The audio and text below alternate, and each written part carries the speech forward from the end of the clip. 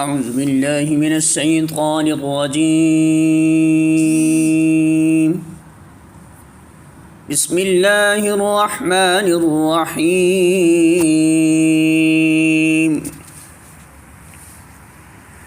وإذا ضربتم في الأرض فليس عليكم جناح أن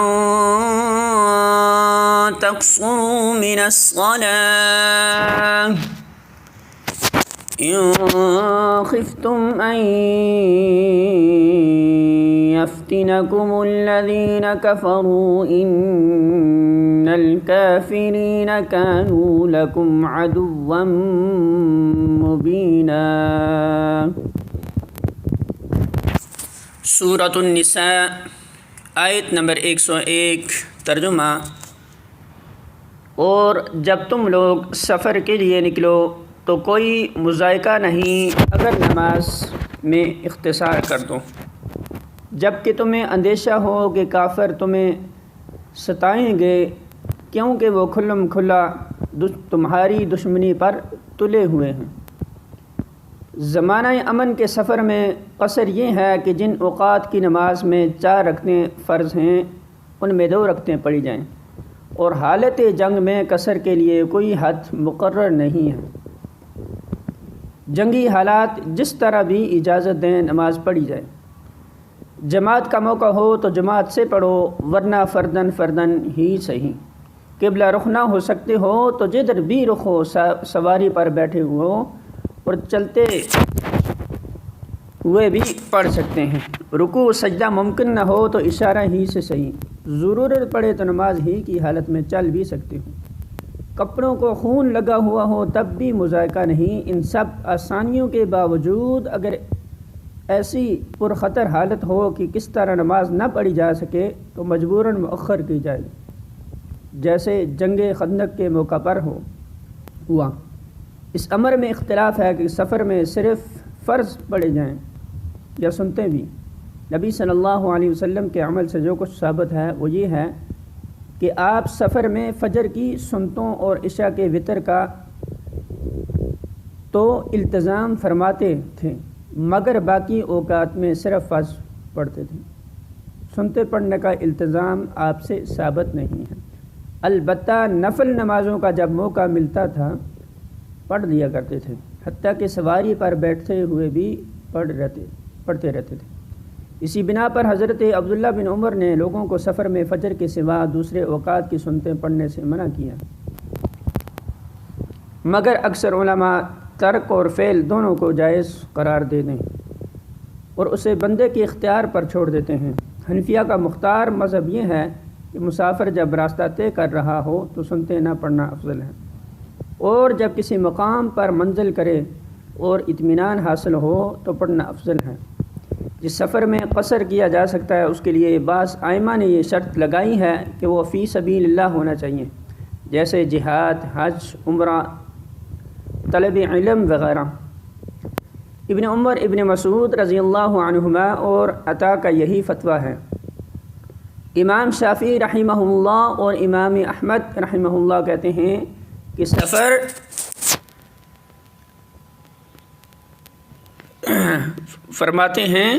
سفر کسی ایسے مقصد کے لیے ہونا چاہیے جو شرعاً جائز ہو، اور حرام و ناجائز اغراض کے لیے جو سفر کیا جائے اس میں قصر کی اجازت سے فائدہ اٹھانے کا کسی کو حق نہیں ہے۔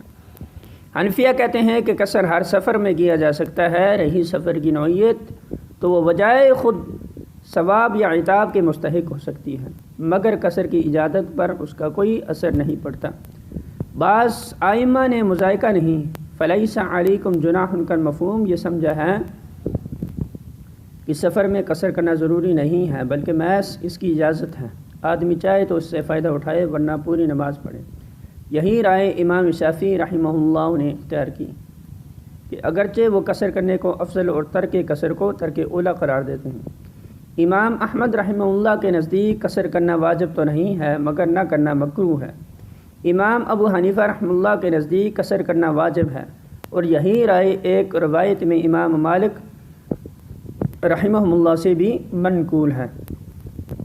حدیث سے ثابت ہے کہ نبی صلی اللہ علیہ وسلم نے ہمیشہ سفر میں قصر کیا اور کسی معتبر روایت میں یہ منقول نہیں ہے کہ آپ نے کبھی سفر میں 4 رکعتیں پڑھی ہوں۔ ابن عمر فرماتے ہیں کہ میں نے نبی صلی اللہ علیہ وسلم اور ابو بکر اور عمر اور عثمان رضی اللہ عنہم کے ساتھ سفروں میں رہا ہوں اور کبھی نہیں دیکھا کہ انہوں نے قصر نہ کیا۔ اس کی تائید میں ابن عباس اور دوسرے متعدد صحابہ سے بھی مستند روایات منقول ہیں۔ حضرت عثمان رضی اللہ عنہ نے جب حج کے موقع پر مینا میں 4 رکعتیں پڑھائیں تو صحابہ نے اس پر اعتراض کیا، اور حضرت عثمان رضی اللہ تعالیٰ عنہ نے یہ جواب دے کر لوگوں کو مطمئن کیا کہ میں نے مکہ میں شادی کر لی ہے، اور چونکہ نبی صلی اللہ علیہ وسلم سے میں نے سنا ہے کہ جو شخص کسی شہر میں متعمل ہوا ہو وہ گویا اس شہر کا باشندہ ہے، اس لیے میں نے یہاں قصر نہیں کیا۔ ان کثیر روایات کے خلاف 2 روایتیں حضرت عائشہ رضی اللہ عنہما سے مروی ہیں جن سے معلوم ہوتا ہے کہ قصر اور اتمام دونوں درست ہیں، لیکن یہ روایتیں سند کے اعتبار سے ضعیف ہونے کے علاوہ خود حضرت عائشہ کے ثابت شدہ مسئلے کے خلاف ہیں۔ البتہ یہ صحیح ہے کہ ایک حالت بین السفر والحضر بھی ہوتی ہے جس میں ایک ہی عارضی فرودگاہ پر حسب موقع کبھی قصر اور کبھی اتمام دونوں کیے جا سکتے ہیں، اور غالباً حضرت عائشہ رضی اللہ عنہما اسی حالت کے متعلق فرمایا ہوگا کہ نبی نے صلی اللہ علیہ وسلم نے سفر میں قصر بھی کیا اور اتمام بھی رہے۔ قرآن کے یہ الفاظ مذائقہ نہیں، اگر قصر کرو تو ان کے نظیر سورہ بقرہ رکوع 19 میں گزر چکی ہے، جہاں صفا اور مروہ کے درمیان سعی کے متعلق بھی یہی الفاظ فرمائے گئے ہیں۔ حالانکہ یہ سعی مناسک حج میں سے ہے اور واجب ہے۔ دراصل دونوں جگہ میں یہ کہنے کا مقصود لوگوں کے اس اندیشہ کو دور کرنا ہے کہ ایسا کرنے سے کہیں کوئی گناہ تو لازم نہیں آئے گا یا ثواب میں کمی تو نہیں ہوگی۔ مقدار سفر جس میں قصر کیا جا سکتا ہے ظاہریہ کے نزدیک کچھ نہیں ہے، اس سفر میں قصر کیا جا سکتا خواہ کم ہو یا زیادہ۔ امام مالک رحمہ اللہ کے نزدیک 48 میل یا 1 دن رات سے کم کے سفر میں قصر نہیں ہے۔ یہی رائے امام احمد رحمہ اللہ کی ہے، ابن عباس رضی اللہ عنہ کا بھی یہی مسلک ہے، اور امام شافعی رحمہ اللہ سے بھی ایک قول اس کی تائید میں مروی ہے۔ حضرت انس رضی اللہ تعالی عنہ 15 میل کے سفر میں قصر کرنا جائز سمجھتے ہیں۔ امام اوزاعی اور امام زہری حضرت عمر رضی اللہ عنہ کے اس رائے کو لیتے ہیں کہ 1 دن کا سفر قصر کے لیے کافی ہے۔ حسن بصری 2 دن اور امام ابو یوسف 2 دن سے زیادہ کی مسافت میں قصر جائز سمجھتے ہیں۔ امام ابو حنیفہ کے نزدیک جس سفر میں پیدا یا اونٹ کی سواری سے 3 دن صرف ہوں، یعنی تقریباً 48 فرسنگ یا 54 میل، اس میں قصر کیا جا سکتا ہے۔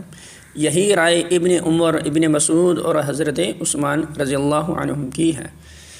اثناء سفر میں دوران قیام جس میں قصر کیا جا سکتا ہے مختلف ائمہ کے نزدیک مختلف ہے۔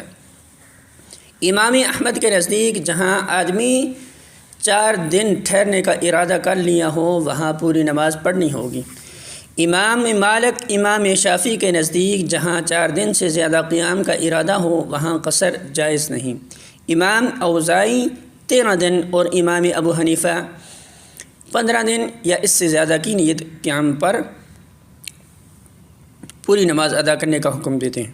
نبی صلی اللہ علیہ وسلم سے اس باب میں کوئی صریح حکم مروی نہیں ہے، اور اگر کسی جگہ آدمی مجبوراً رکا ہوا ہو اور ہر وقت یہ خیال ہوا ہو کہ مجبوری دور ہوتے ہی وطن واپس ہو جائے گا تو تمام علماء کا اتفاق ہے کہ ایسی جگہ بلا تعین مدت قصر کیا جاتا رہے گا۔ صحابہ کرام سے بکثرت مسائل ایسی منقول ہیں کہ انہوں نے ایسے حالات میں 2 سال مسلسل قصر کیا ہے۔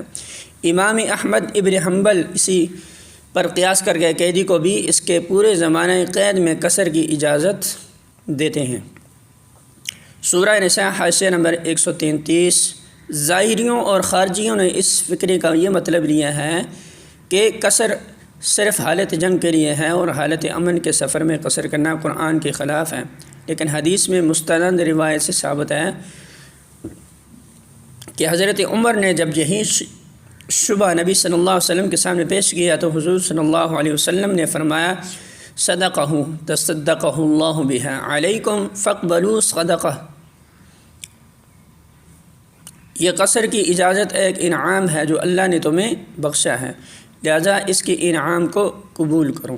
یہ بات قریب تواتر سے ثابت ہے کہ نبی صلی اللہ علیہ وسلم نے امر و خوف دونوں حالتوں کے سفر میں قصر فرمایا ہے۔ ابن عباس تصریح کرتے ہیں کہ ان النبی صلی اللہ علیہ وسلم خرج من المدینہ الی مکہ لا یخاف الا رب العالمین فصلی رکعتین۔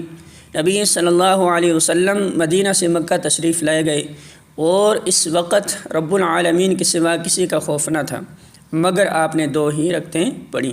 اسی بنا پر میں نے ترجمہ میں خصوصاً کا لفظ قوسین میں بھی پڑھا دیا تھا۔